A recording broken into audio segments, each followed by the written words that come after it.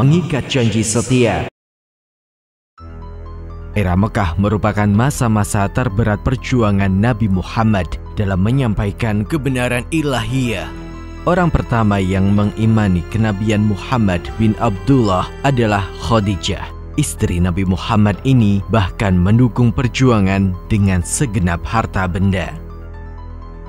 Awal era kenabian ini dikenal sebagai periode Mekah, sebuah masa yang merupakan tahapan paling berat dalam perjuangan dakwah.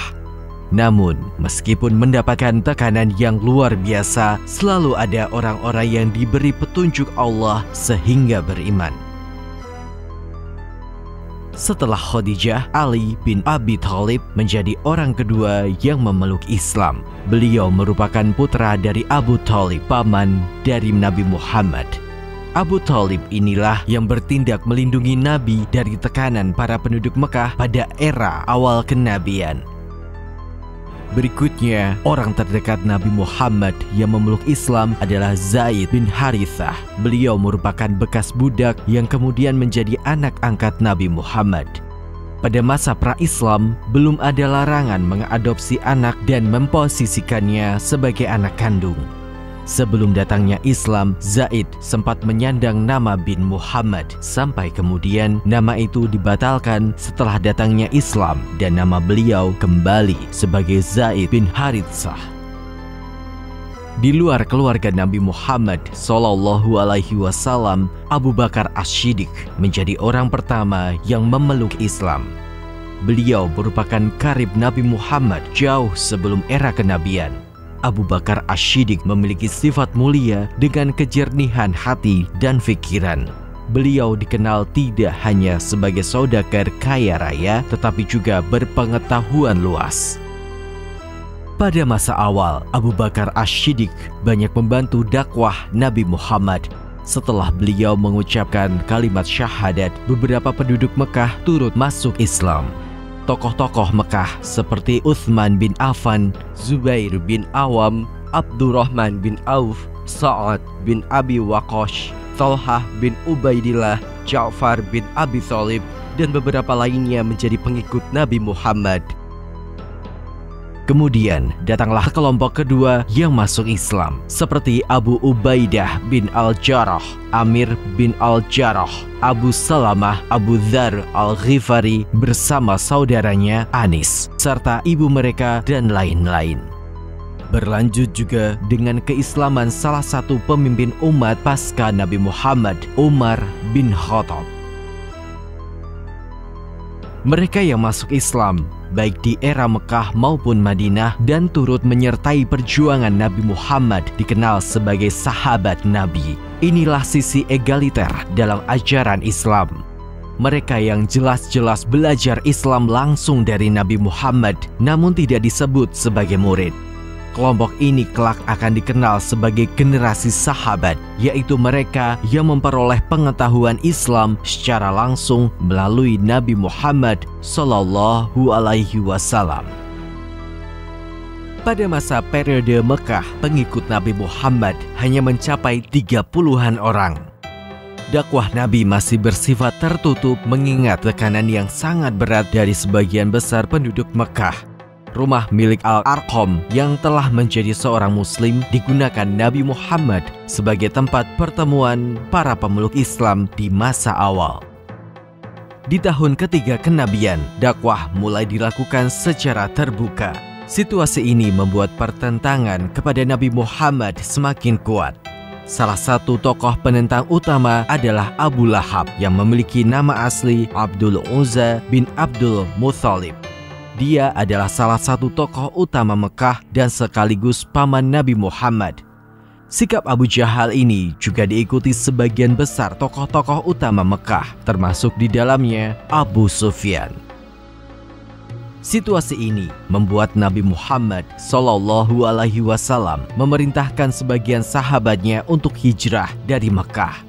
Diriwayatkan, hijrah pertama sahabat Nabi adalah ke Habasyah, sebuah tempat di pesisir timur Afrika yang sekarang masuk dalam wilayah Ethiopia. Nabi Muhammad sendiri dan beberapa sahabat lainnya masih bertahan di Mekah. Klan-klan Quraisy bahkan melakukan blokade ekonomi terhadap Nabi Muhammad. Dan tekanan terhadap Nabi Muhammad semakin memuncak seiring wafatnya Abu Thalib.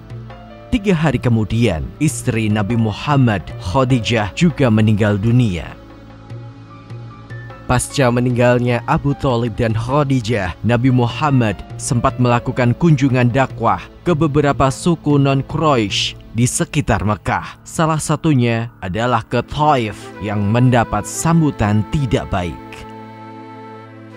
Nabi Muhammad kemudian memanfaatkan musim haji pada tahun ke-10 kenabiannya. Musim haji dihadiri oleh tokoh-tokoh dari berbagai suku yang ada di Jazirah Arabia. Menjelang musim haji tersebut, tokoh-tokoh kafir Mekah seperti Abu Lahab semakin meningkatkan kampanye hitam terhadap Nabi Muhammad.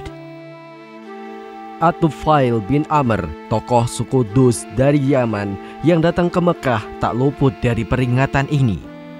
Dia telah diwanti-wanti agar tidak mendekat atau terpengaruh ucapan Nabi Muhammad. At-Tufail pun berkata, "Aku menyumbat telingaku dengan kapas." Hingga kemudian dia mendengar langsung bacaan Nabi Muhammad ketika berada di Masjidil Haram.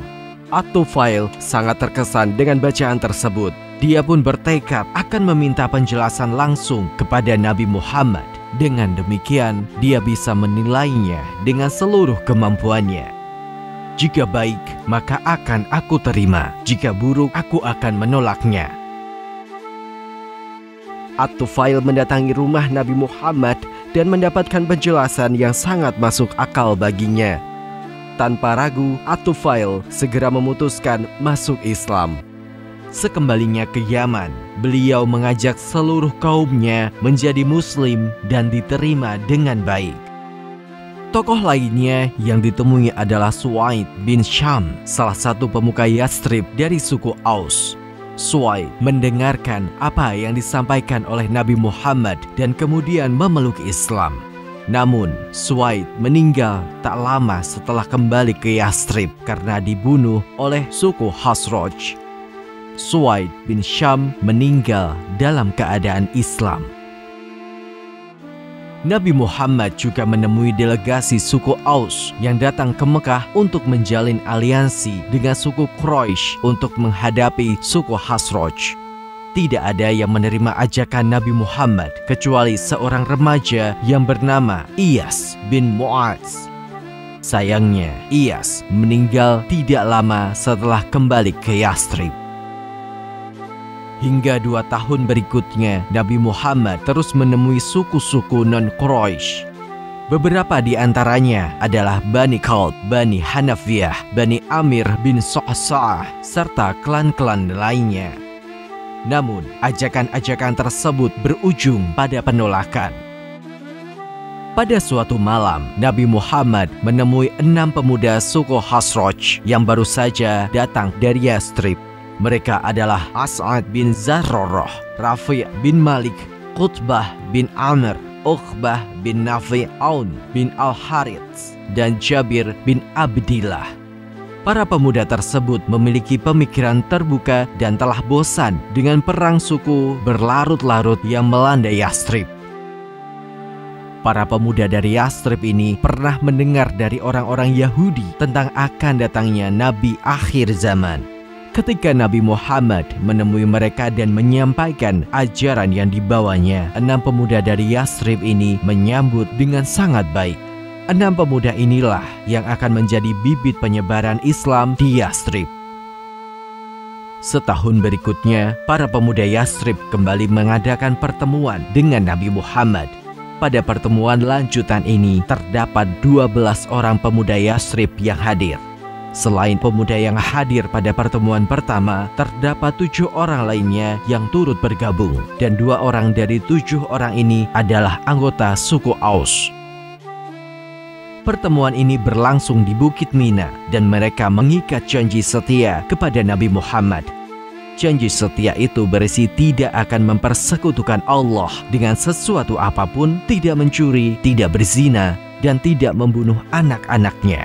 tidak berbuat dusta, dan tidak akan mendurhakai Rasulullah dalam urusan kebaikan. Janji setia ini dikenal dengan nama Bai'at An-Nisa atau Aqabah pertama. Sebagaimana diriwayatkan oleh Bukhari nomor 18 dan Muslim nomor 1709, Rasulullah Shallallahu Alaihi Wasallam bersabda, "Kemarilah dan berbaiatlah kalian kepadaku untuk tidak menyekutukan Allah dengan sesuatu apapun, tidak mencuri, tidak berzina, tidak membunuh anak-anak kalian sendiri, tidak berbuat dusta yang kalian ada-adakan sendiri, tidak mendurhakaiku dalam urusan yang baik. Barang siapa di antara kalian menepatinya, maka pahalanya ada pada Allah. Barang siapa ditimpa sesuatu dari yang demikian itu, lalu ia disiksa di dunia, maka itu merupakan ampunan dosa baginya. Barang siapa ditimpa sesuatu dari yang demikian itu, lalu Allah menutupinya, maka urusannya terserah Allah. Jika menghendaki, Allah menyiksanya, dan jika menghendaki, Allah akan mengampuninya."